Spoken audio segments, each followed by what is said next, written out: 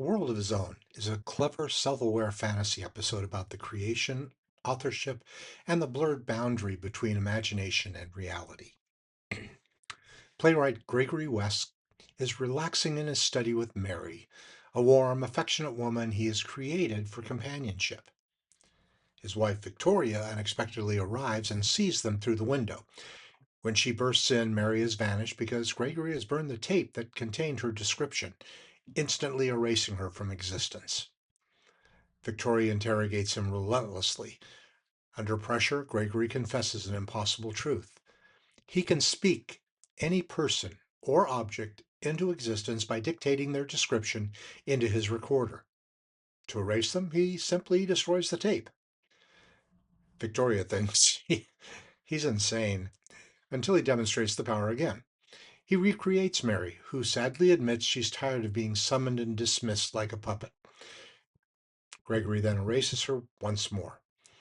Victoria still refuses to believe him, so he conjures an elephant in the hallway to block her escape. Even that doesn't fully convince her. Gregory explains how he discovered the ability. A character from one of his plays, Philip Wainwright, once appeared in real life, thanked him for writing him so vividly, and walked away as a fully independent person. Victoria, horrified, declares she will have Gregory committed. In response, Gregory reveals a final tape. Her tape. He explains that she, too, is one of his creations, though she has recently begun acting with more independence than he intended. Victoria, outraged, grabs the tape and throws it into the fire. As it burns, she weakens, realizes the truth too late, and disappears from existence. Gregory calmly begins replacing her with a new, more pleasant version of Victoria, but then falls back on his later creation, Mary. The episode ends with a famous twist. Rod Serling himself appears for the first time on screen, insisting the story is fictional. Gregory snickers at him, pulls out a tape labeled Rod Serling, tosses it into the fire, and Serling vanishes mid-sentence. Keenan Wynn was a prolific American character actor whose long career in film and television made him one of Hollywood's most recognizable supporting performers. Known for his expressive face, sharp comic timing, and the ability to play both comedic and villainous roles, he appeared in hundreds of productions from the 1930s through the 1980s. Keenan Wynn was born Francis Xavier Aloysius James Jeremiah Keenan Wynn on January 27, 1916, in New York City. He came from a major show business family.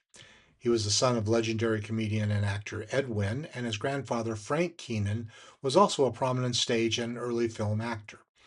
Growing up in his theatrical environment, Wynn was drawn naturally into performance. Wynn began acting in the 1930s, working in theater and radio before moving into film. By the 1940s, he had become a contract player at MGM, steadily building a reputation as a dependable supporting actor. Early in his career, he often played soldiers, hustlers, or fast-talking urban characters. His ability to shift between humor and menace made him stand out from the other character actors of the period. Keenan Wynn appeared in a wide range of notable films, including The Man in the Gray Flannel Suit, Annie Get Your Gun, Kiss Me Kate, Dr. Strangelove, or How I Learned to Stop Worrying and Love the Bomb, The Great Race, Once Upon a Time in the West, and Nashville. He also became well known for his work in Disney films, especially as the villainous Alonzo Hawk in The Absent-Minded Professor, Son of Flubber, and Herbie Rides Again. Wynn was equally active in television, appearing in numerous anthology dramas and series. He worked with many of the great writers and directors of early television, including Rod Serling. Wynn was known for energetic, expressive performances, strong comic instinct, ability to switch between humor and intimidation, memorable character portrayals even in small roles. He was a classic scene-stealing character actor, rarely the lead, but often the most memorable person in a scene. Wynn was married 3 times and had several children, including screenwriter Tracy Keenan Wynn and actor Ned Wynn. Despite a demanding career, he maintained strong ties to his family and remained active in Hollywood for more than 5 decades. In his later years, Wynn continued working in film and television through health issues.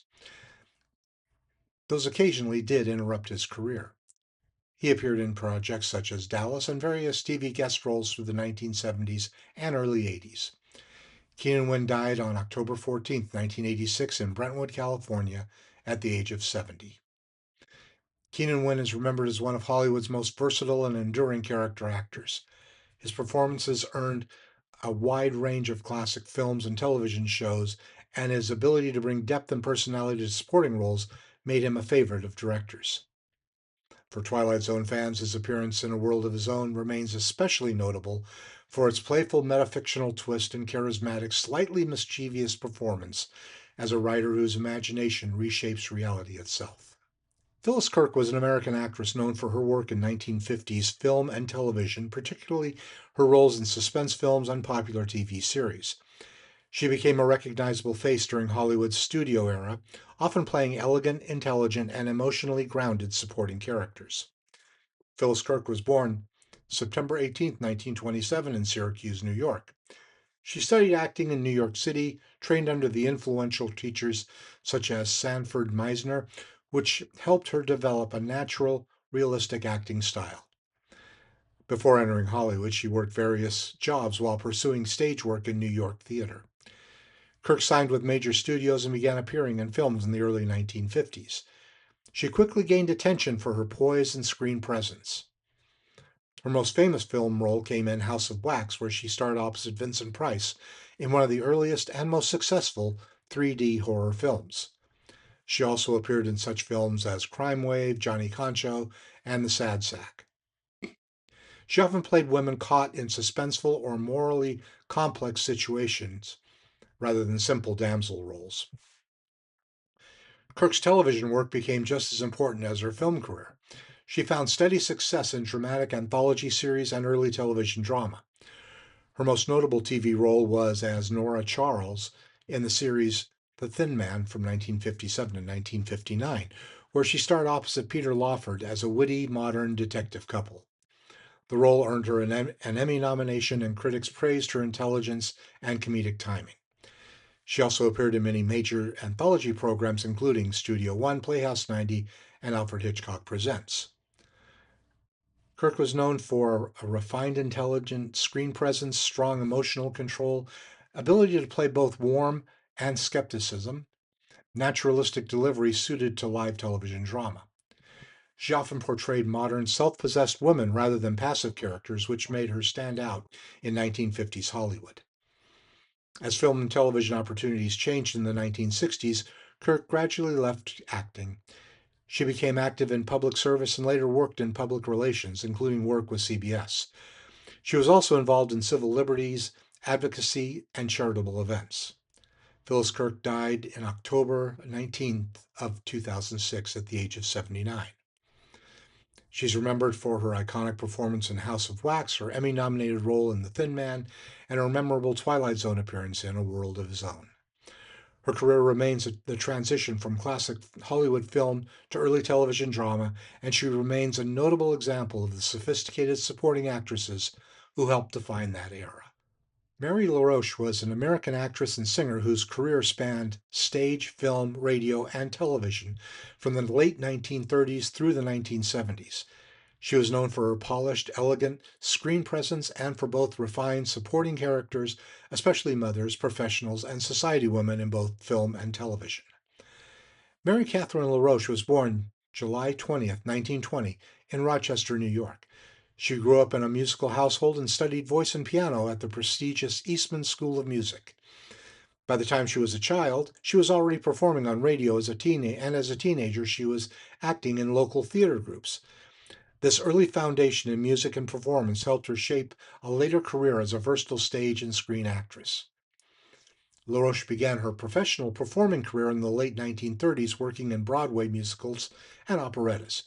She appeared in productions such as The Merry Widow and other musical comedies, often performing as a singer as well as an actress.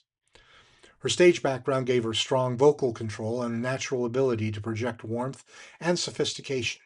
traits that translated well to film and television. Although she was never a top-billed Hollywood star, LaRoche appeared in several notable films in the 1950s and 1960s, often in maternal or supporting roles. Some of her best known appearances include Run Silent, Run Deep in '58, Gidget in 1959, The Ladies' Man 61, and Bye Bye Birdie in 1963. She became a familiar face in Hollywood as the dependable, intelligent supporting actress who added emotional grounding to lighter or ensemble driven films. LaRoche worked extensively in television during the golden age of TV, appearing in many major anthology and drama series, including The Twilight Zone, Alfred Hitchcock Presents, Perry Mason, Gunsmoke, and The Alfred Hitchcock Hour. Her television roles often cast her as emotionally complex women, sometimes sympathetic and stern, but always believable and grounded. She was best known for a refined, elegant screen presence, strong musical and vocal training, ability to portray maternal or professional authority figures, and naturalistic acting style that grounded fantastical stories. She was part of a generation of performers who specialized in supporting roles but were essential to the tone and credibility of mid century film and television. Mary LaRoche was married to actor John Hudson and later to producer Sherwood Price. She balanced her acting career with a family life and remained active in entertainment for several decades. Mary LaRoche died on February 9, 1999, in Rochester, New York, at the age of 78. Though not a household name, she left behind a solid body of work across stage, film, and television. For Twilight Zone fans, her appearances represent the kind of understated but essential performances that helped anchor the show's more surreal storytelling in believable human emotion. Gregory West's method of working by using a recorder, which would later be transcribed by a secretary, was how Rod Serling produced all of his scripts, although he preferred to do his dictating while lounging beside his pool. Keenan Wynn was the son of Edwin, who starred in One for the Angels and 90 Years Without Slumbering. Rod Serling's first screen appearance on The Twilight Zone. Earlier, all his narration was voiceover only. He would make many other appearances in subsequent seasons, although this is the only one where he interacted with the characters or appeared during the closing narration. All his other appearances were for opening and describing the following week's episode prior to the closing. Gregory eliminates people by cutting the tape. But unless the tape is spliced and continues to spool, he'd not be able to create new characters on a tape that cannot turn. At its core, this episode is about the act of creation itself. Gregory is just not writing stories, he's bringing them into existence. This raises a fundamental question. What responsibility does a creator have towards what they create? The episode suggests that creation is never neutral. Once something is a given form, whether through writing, imagination, or power, it carries consequences. The boundary between real and unreal is deliberately unstable. The characters created by Gregory behave in ways that feel authentic, raising doubts about what qualifies as real. The episode challenges the assumption that reality is defined only by physical existence. If something thinks, speaks, and feels, is it any less real because it originated in imagination? Gregory believes he has absolute control over his creations. He can summon them, alter them, or erase them. But the story gradually undermines his belief. Control proves to be fragile, and the more he exercises it, the less secure it becomes. The episode suggests that power over others, even fictional others, always carries hidden instability. Unlike many Twilight Zone episodes that focus on external moral punishment, this story turns inward. It asks whether imagination itself has ethical consequences. If a creator can produce beings capable of existence, then creating and discarding them becomes morally significant. Gregory's casual treatment of his creation mirrors real world questions about responsibility in art, storytelling, and authority. The episode plays with metafiction, the idea that stories are aware of themselves. Gregory is both a participant and a creator in this world. As his power grows unstable, it becomes less like an author and more like a character trapped inside his own narrative system. This reversal reflects a deeper fear that creators may not fully control the worlds that they build. The relationship between Gregory and Victoria often reflects a struggle for control.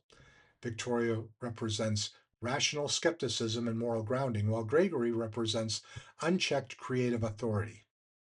His resistance to his power challenges that the idea imagination should exist without accountability.